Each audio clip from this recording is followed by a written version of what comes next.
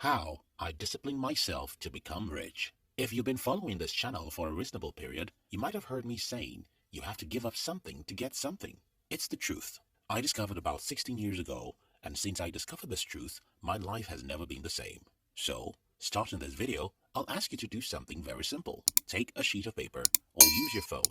Then write the 3 important things you want to achieve in the next 5 years. Now that you've written 3 top things you want to achieve, the next thing is for you to write 3 to 5 things you're willing to sacrifice for those things you want to achieve. Since most people will be watching this video on their mobile phones during some busy days, 99% of people can't possibly do the above exercise immediately. But you can do it later. If you do this exercise, you've done what most people in the world would never do their entire life. In my short difficult years on this planet, I have seen and met so many people, and the one thing I noticed again and again is that most people want to eat their cake and still have it. Most people want to make easy decisions and still have success.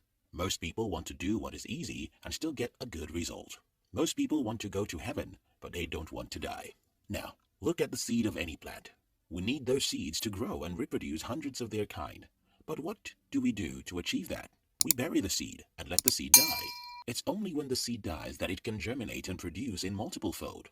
It's only when you die you can live, grow, and reproduce. It's only when you die to pleasure you can have the real pleasure. It's only when you die to the entertainment that you'll have real entertainment. It's only when you die today you can have tomorrow.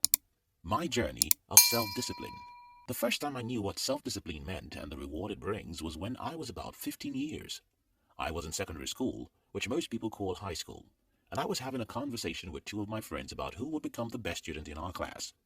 At this time, I was only one of the average students, and I thought that those kids who did well in school were simply using their brains better. Now, I was having a conversation with my friends about who will be the best students in our new class. For whatever reason, I announced to my friends that I will be the next genius of the class, and as expected, they didn't agree with me. One of them simply mentioned the name of the guy he thought would be the next champion. I left that informal meeting with holy anger and determination to do something. I got home and lied to my father that I needed money. Lying is a sin, but I didn't know that time. My parents gave me some amount, and I went to the bookstore to buy books. Don't be surprised that I had to lie to my father to get the money to buy books. He was a stingy man. I bought books on all of the most important subjects in my class, and I started waking up an hour or 2 before school to read. One day I woke up to read economics text and got to school. Then our economics teacher came into class to teach us a new chapter. Who can define the opportunity cost? She asked. After a moment of silence, I rose and defined the opportunity cost, which happened to be the very chapter I miraculously read a few hours ago. Good, my teacher said as the entire class clapped their hands for me. I looked back and saw that, for a moment, I was the hero of my class. I loved what it felt like to be hailed, and I would sacrifice anything to receive such applauses every day of my school days. And that exactly was my next goal. After the economics class, I started thinking about the whole thing. So the guys who had been leading our classes were thieves. So they secretly read and came to class to shine. So this is the secret. From that day, I kept using the same trick. I call it a trick because that was how I saw it then. I increased my self-discipline. I would wake up early to read after school instead of watching movies, and leave my parents home on weekends to go and read in a silent place. I became the best student in the commercial class, as we call it in my country. And since that time, I never attended any school without beating everyone in whatever class I found myself.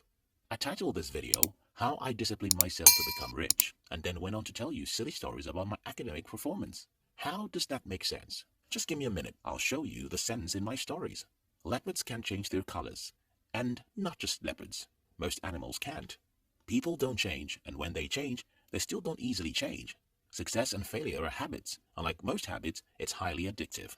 Because success or failure is a habit, people who know how to successfully continue to succeed, while people who don't know how to successfully continue failing.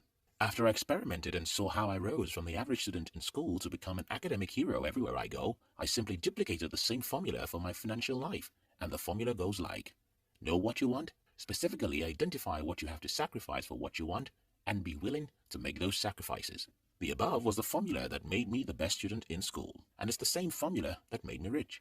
Planning my financial future as a young adult, I knew what I wanted. I wanted to have enough money to stop worrying about money. I don't care about becoming a billionaire or even a millionaire.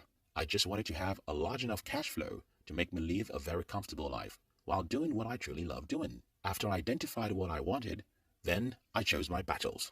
I knew I would have to sacrifice many things, and I was willing to bury my body so that it can die, germinate, and reproduce. Starting in business, I gave myself a decade to make mistakes and fail. This sounds crazy, and I often doubt if I was the one who had such a mindset.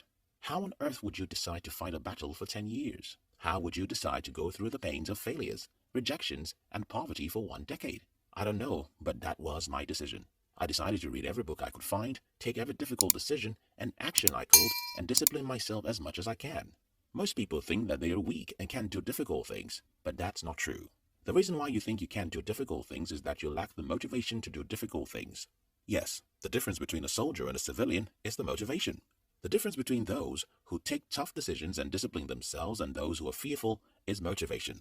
And that's why we created our new channel. If there's any single message in this video, here is it. To achieve something you've never achieved, you have to become someone you have never become, and do something you have never done, and sacrifice something you've never sacrificed before. You have to sit down and make a list of the top 3 things you want to achieve in the next 12 months, or 5 years, and make a list of 5 to 10 things you'll have to sacrifice to achieve those dreams.